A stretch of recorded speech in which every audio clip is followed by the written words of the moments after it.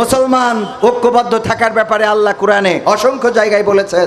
বিশেষ করে আমরা যে আয়াতটা বেশি পড়ি, কি পড়ি? ওয়াতাসিমু বি, কি যেন, ওয়াতাসিমু বিহাবলিল্লাহি জামিআ ওয়ালা তাফাররাকু। তোমরা সংঘবদ্ধভাবে কি করো? আল্লাহর রজ্জুকে আঁকড়ে ধরো এবং পরস্পর বিচ্ছিন্ন। ইন্নাল্লাহা ইউহিব্বুল্লাযীনা ইউকাতিলুনা ফি সাবিলিহি সাফফান কান্নাহুম বুনিয়ানুম মারসুস।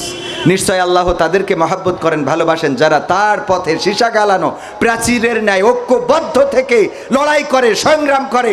এই বাংলাদেশে আল্লাহর জমিনে আল্লাহর দ্বীন কায়েমের জন্য ঐক্যবদ্ধ থেকে যদি রক্ত দিতে হয় রক্ত দেব, জীবন দিতে হয় জীবন দেব, শহীদ হতে হয় শহীদ হব।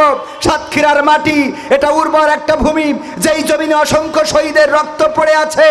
এই জমিনের মানুষ তারা বাঘের সাথে লড়াই করে, তারা সুন্দরবনে জীবন যুদ্ধ করে, যারা আমফানে টর্নেডো ঝড়ে তাদের ঘর বাড়ি ভেঙে যায়, গাছ ভেঙে যায়, কিন্তু সাতক্ষীরার মানুষের ঈমান ভেঙে দেওয়ার মতো কোনো ঝড় এখনো পর্যন্ত হয় নাই। বলেন ঠিক কিনা?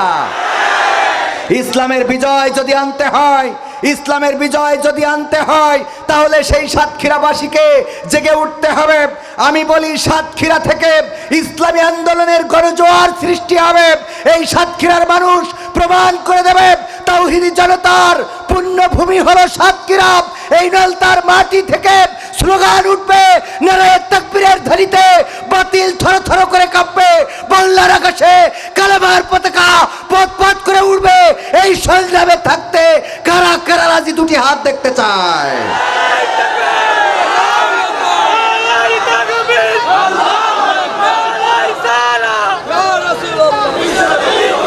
সম্মানিত ভাইয়েরা, যদি ঐক্যবদ্ধ থেকে কোরআনের পক্ষে থেকে লড়তে পারেন, যেভাবে ফ্যাসিস্ট পালিয়েছে সেভাবেই ওই চেয়ারে কোরআন বসবে।